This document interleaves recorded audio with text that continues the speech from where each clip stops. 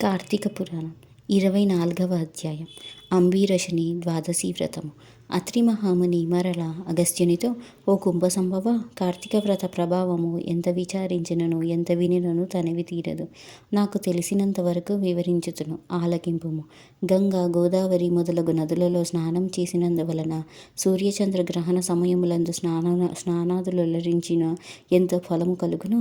శ్రీమన్నారాయణుని నిజత్వమును తెలిపిడి కార్తీక వ్రతమందు శుద్ధ ద్వాదశి నాడు భక్తి శ్రద్ధలతో దాన ధర్మములు చేయువారికి అంత ఫలమే కలుగును. ఆ ద్వాదశి నాడు చేసిన సత్కర్మ ఫలము ఇతర దినములలో చేసిన ఫలముల కంటే 1000 రెట్లు అధికము కాగలదు. ఆ ద్వాదశి వ్రతము చేయు విధానమెట్లో చెప్పెదను వినుము. కార్తీక శుద్ధ దశమి రోజున పగటిపూట మాత్రమే భుజించి, ఆ మరనాడు అనగా ఏకాదశి రోజున ఏ వ్రతము చేయక శుష్కోపవాసము ఉండి ద్వాదశి గడియలు వచ్చిన తరువాతే భుజింపవలెను. దీనికొక ఇతిహాసం కలదు, దానిని కూడా వివరించెదను, సావధానుడవై ఆలకింపుము అని ఇట్లు చెప్పుచున్నాడు.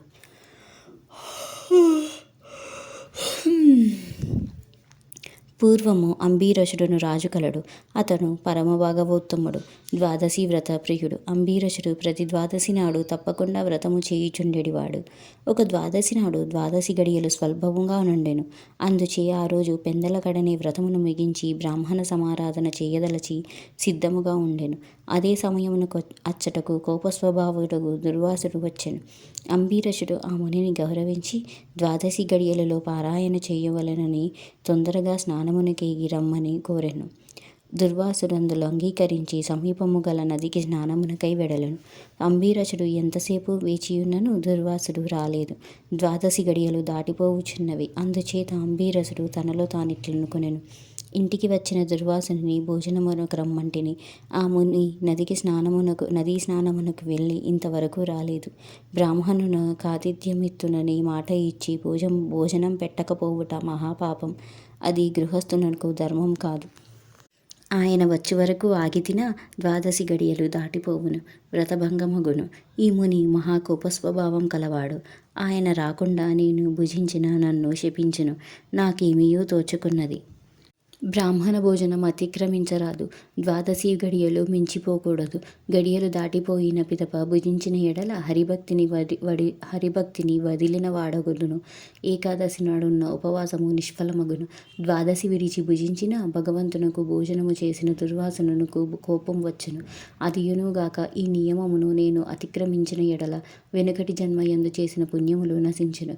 దానికి ప్రాయశ్చిత్తము లేదు అని ఆలోచించి బ్రాహ్మణ శాపమునకు భయం లేదు. ఆ భయమును శ్రీ మహావిష్ణువే పోగొట్టగలడు.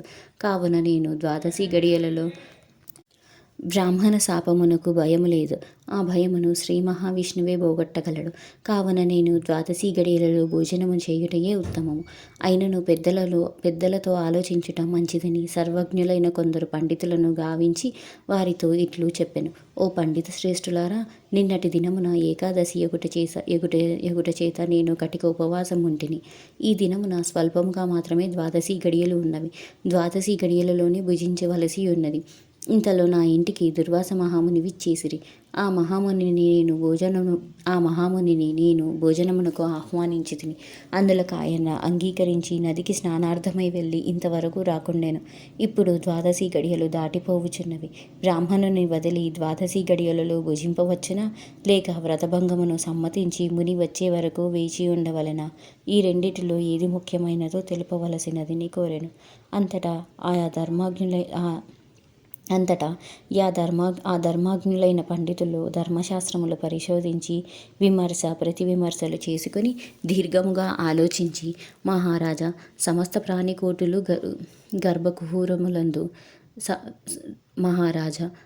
ప్రాణికోటుల గర్భకుహూరములందు జఠరాగ్ని రూపములో రహస్యముగా అగ్నిదేవుడు ఆకలిని పుట్టించుచు ప్రాణులు భుజించిన చతుర్విధాన్నమును పచనముగా భావించి దేహేంద్రియాలకు శక్తి నొసంగుచున్నాడు. ప్రాణవాయువు సహాయముతో జఠరాగ్ని ప్రజ్వలిల్లును. అది చెలరేగిన